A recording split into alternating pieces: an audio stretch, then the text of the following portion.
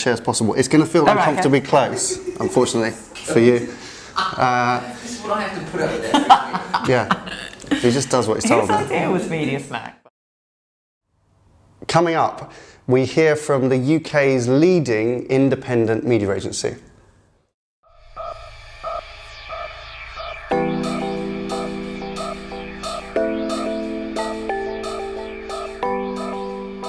Hello and welcome to IDCom's Media Snack, episode 26, which is my lucky number. Today, we're very pleased to have Jenny Biggam here, who is the founder, or a co-founder of the 7 Stars, which is the UK's leading media independent agency. Thank you for joining us. So we've got some questions for Jenny about the agency that they run, and as you'll know, as we typically want to talk about, of course, always on Media Snack, is transparency, trust, and talent, which are some of the big issues that we think that the industry is facing right now.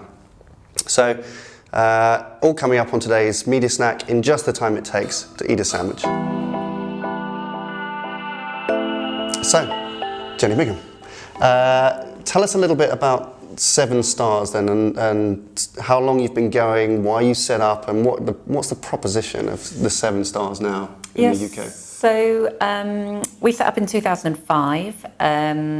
Very much our proposition was to set up an agency that was structured and shaped a little bit different to the network agencies where I'd worked for a long time before. Mm-hmm. We were all about kind of putting people at the heart of it, which I'm quite interested in the talent piece that we're going to talk about later. More than the transparency bit, I'm sure. Equally. Yeah, which is getting a bit dull now. Well, it's dull. It's obviously it's important. There's other people's money, and it was transparency was just a founding principle. We had the opportunity to set the agency up from a blank piece of paper, and we thought about the things that we wanted to do and the things we didn't want to do, and just having an honest relationship with our clients was just a founding principle from day one. Good. And why is it different now? I mean, you've been phenomenally successful. You won Agency of the Year last year in the UK, which is a great endorsement of the work that you guys have done. And you continue to keep winning new business. What in this era what we keep talking about, where big agency scale and leverage is really what brands are looking for. How have you been able to be successful amongst these giant media agency groups? I think probably because we've always said we're not the agency for every advertiser. So we think carefully about what pitches we do go for and what advertisers we want to work with. And one of the big factors on that is this an advertiser that people will enjoy working on, that people will want to come and work at 7 Stars to work on. So the talent and the client choices that we make are almost like interlinked now. So self-selecting. It's self-selecting, and I think thank you. We have had great success. We're really proud of what we've achieved, and we've achieved that by sacrificing certain opportunities that we could have taken along the way, I suppose. Yeah. And then what are the big group agencies kind of make of you? Are you on their radar? Are you a disruptive force for them, or are they just so big, they just like big tankers, they don't even see or recognise what you're doing? No, I think they recognise what we're doing, and to be fair, I get a lot of respect from peers in the industry, particularly when we won Agency of the Year last year. And do you think that, have you been approached to sell up to a big group, or you must have had some interesting offers, right? We haven't had any offers. Haven't you? Okay, well, there we go. We've had a couple of kind of informal approaches, and at the minute we've just said we're not interested. Part of our proposition is being independent. It's why a lot of our clients come to us. It's why a lot of our people like working with us. And we're enjoying having our own business. So at the minute, the for sale sign is definitely not up. Good. Okay, good to hear. Okay, so then let me just ask you then, let's just touch on this transparency kind of trust issue. You've written in the trade press with your thoughts on this area, which we'll link to, because it was a very good piece that I think you kindly referenced our media transparency research. Thank you for that. So you're a different agency model. What's your perspective then on this kind of current issue of, questions over agency transparency, questions over the levels of trust that clients have in media because it's so complicated and can be a bit opaque? Like, what is the 7 Stars point of view on that? So I think, you guys and others are right to raise it because it's a huge issue for advertisers, and we're dealing in, millions and millions of pounds of other people's money. We were lucky enough to set up from year one with a different business model, which we've, written our own rules, if you like, around our business model. And we're also lucky enough that we set our own profit targets each year. We don't have external shareholders. So we don't have the same pressure that other agencies might have in terms of how they operate and how they monetize their business. That's a big differentiator, isn't it? Just having control of your own financial destiny. I think some of the media agencies in bigger groups are obliged to try and constantly find new sources of revenue, right? And that's their fundamental deliverable for the year. Yeah. It goes back to that trust thing. We're not selling to our clients. We'll pitch and win a client, and then it's about relationship and building that trust. Yeah. And that sounds like just common sense. So why isn't everybody just doing that? Why do other agencies find it so hard to monetize that kind of common sense approach? I think partly it will depend on size and scale. So if you are, we're lucky that we're nimble enough to be able to operate in that way. I think if you are running, 1,500 people in the UK, for example, as the guys at MediaCom will be, you have to break that down in some way. You can't just say we've all got the same target and 1,500 people marching towards the same target, because that would be, that would result in complete chaos. So I think we're fortunate in a couple of ways. We're fortunate that we started from scratch only, relatively recently, and we're fortunate that we set our own targets. Yeah. Okay, so to continue just on that theme of transparency, there's a number of initiatives out there that we're all familiar with, that we've discussed quite a lot before on MediaSnack. There's the ANA's rebate study that they've commissioned, which is due to publish imminently. We're expecting that next week, probably. ISBA in the UK, trade body in the UK, has issued in March a media agency contract template, and there's other initiatives coming up. There's this week Media 360, which is a UK media conference, which I think you're sitting on a panel about transparency. So what do you make of these things? That's going on in the debate at the moment around these areas? Well, I think the positives we can take out of the ANA thing happening in the States and the ISBA position is just that it's the issue is now out in the open, and that clients can get a better understanding and a better read on what's happening with their money. My personal frustration is a little bit that all media agencies get tarred by the same brush, and we're all in the bucket of untrustworthy whatever. Yeah. And not all agencies, different agencies have different levels of transparency, and I think it's important that that's recognised. Yeah. But ultimately, I do think it comes down to having a trusting relationship with clients, and that's with the opposite situation happens where if you win a client on very low commission terms or fee terms, spend the next 3 years either upselling the services or maybe even recommending the wrong media channel because that's generating a bigger commission or kickback or whatever. And then 3 years later, that client goes up for pitch again because they've worked out that something's going wrong in the relationship. And I just think if you can start the relationship on an equal level, open and honest playing field, that's the way to break the cycle. Yeah. And what did you make specifically of the ISBA contract? Because that's something which is most likely to directly affect you as a UK media agency. There's been there was some pushback, I think, at the beginning against ISBA's issuing of this, because agencies said, listen, we haven't participated in this, right, and we haven't seen it. Have you had a chance to see it now, Yeah. and what are your thoughts on Yeah, I mean, I think it's a shame that they didn't consult. So the current contract that we work to with most of our clients actually is a ISBA and IPA joint committee, one that was produced some time ago, and I completely agree that needed to be updated.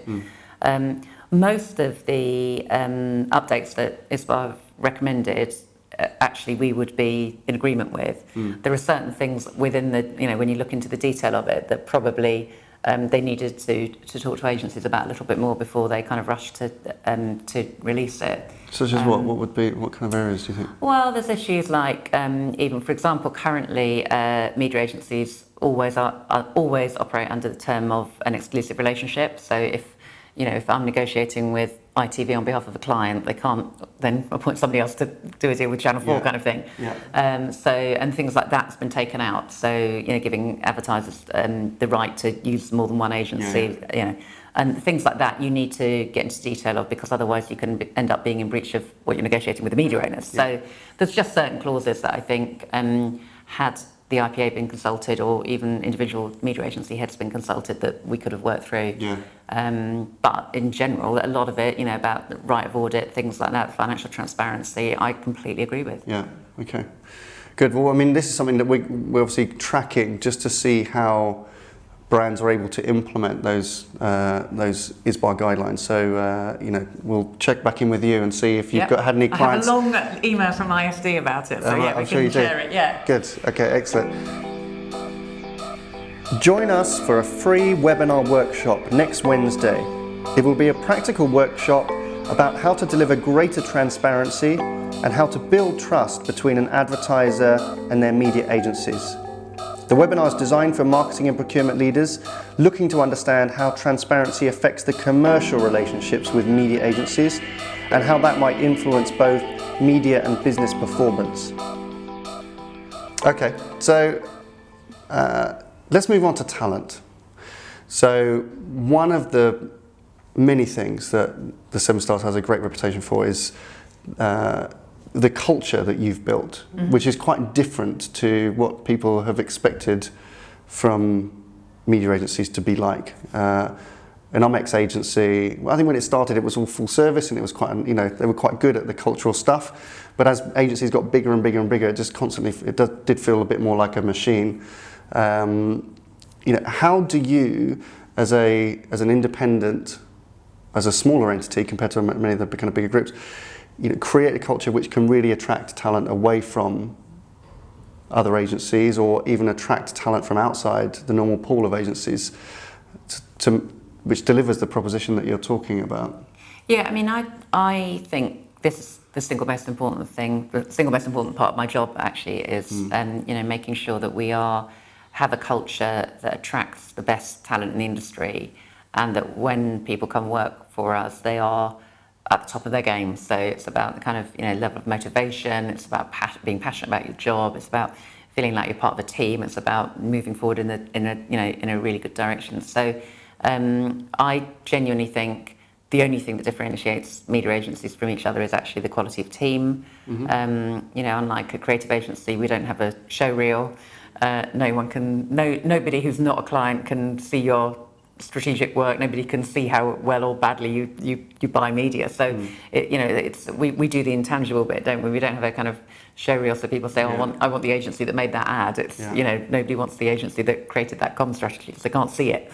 So clients, I think, make a judgment based on the team that they have working on their business day to day, or in a pitch situation, the team that they meet, and whether that team is going to add value and be a partner. So for me, getting the team right, everything else kind of works for itself. So I don't see it as a kind of either or, invest in team at the expense of making profit. I actually see it as invest in team, because that's what drives the business and profit forward. So. And you were saying earlier, you won an award, the Sunday Times, is it Sunday Times Award? We've been a top 5 company to work for in the UK for the last 4 years in Sunday Times. Yeah, fantastic. Yeah. We need to figure out how to get on that list. That sounds like a good idea. But presumably things like that, winning Agency of the Year, all that kind of stuff, our ambition here is always to say, we should never recruit, right? You should just always have people that they're self-selecting. They apply, speculatively which happens rarely. Dave, that's how we found David Indo into this business. But do you get that? Do you get Yeah, we do. Yeah, people we do. saying, listen, Yeah. I want to leave an agency, I want to come and work for you guys, or I want to get into the industry and I came across the 7 Stars? We get quite a few people that, people coming in, yes, interestingly, things like the Sunday Times really helps with that. But within the industry, we have, there are certain people who, for whom our culture and our way of working just is more appealing than working in one of the big agencies. Yeah. And you get that, you make the headlines because the things that we read are, you can pick your own holidays, or is it limitless vacation time? So what we do with holidays is we organise ourselves in the way that most people would, i.e. people let their boss know and their team know that when they want to be away, they do the handover notes, all that stuff. The only thing we don't do is we don't count how much time people take off. So we just say to people, take 4 or 5 weeks off. I don't really care if it's 5, I don't care if it's 4, it doesn't matter, we're not counting. Yeah. And if people if people are taking too much time, their team will let them know. They don't need, the finance team with a kind of spreadsheet. Our team do all sorts of things that, go beyond the day job, if you like. And that's really what helps build the business. So, equally, they have to work hard, if you're... I also think if you're kind of there late on a pitch or you're coming in at the weekend, no one counts that time, right? So therefore to count the amount of time they take off each year would seem a little bit harsh. So, we've got a team that's very committed and put a lot into their careers and into helping us build the business. Yeah. So you've got a highly engaged and motivated employee base there. What do you get from them in terms of feedback to know how to then be better? Okay, so one of the really good things about doing the Sunday Times survey is the data that you get back. So it's a very detailed questionnaire. And the last couple of years we did it, one of the areas we scored relatively weak in, compared with other things, was the whole area of giving back and having the business having a purpose. So we've talked to our team about that in a little bit more detail. It kind of surprised us. And what we're doing something about it, so we're actually setting up a 7 Stars Foundation, so we'll be giving money to good causes, and hopefully getting our team more involved in some good causes over the next year. That sounds fantastic. And you, I guess, were surprised by that, given that your expectation is that people are motivated by money and power normally, so they want something good. They want the business to do something good. Well, I think when I was 26, 27, I was motivated by money and free beer, and I thought they get that. That's be happy. But it's all the world's changed. Yeah, good to hear. Okay, and so just to kind of wrap up on this talent discussion. A lot of the things that we've been talking about are going to be part of a panel which we're doing. If you remember, last month, in April, we ran a client panel event around media transparency. We're looking next at media talent, and Jenny has very kindly agreed to join our media talent panel, which is going to take place in London in the middle of July. And so we'll provide details of that. So thank you for graciously accepting. And that'll be interesting. So I think, given quite a unique perspective that you guys have got on talent and culture of agencies, I think that's very good to represent in a discussion about the future of media talent. And so leading up to that, we released last week, I think we announced, our media talent survey, which is currently in field. So if you haven't yet responded, have you responded to that? I haven't yet. Well, you will. I will. You will. If you haven't yet responded on that, please do. There'll be a link down at the bottom, okay? And thanks for contributing to that. And you'll see Jenny and others discussing the results of that survey in the panel in July. Great. Okay, that's all for now. Thank you, Jenny, so much for agreeing to come on the show. Thank you for having me. Very welcome. Very welcome. That's it for now. Thanks for watching. Bye for now.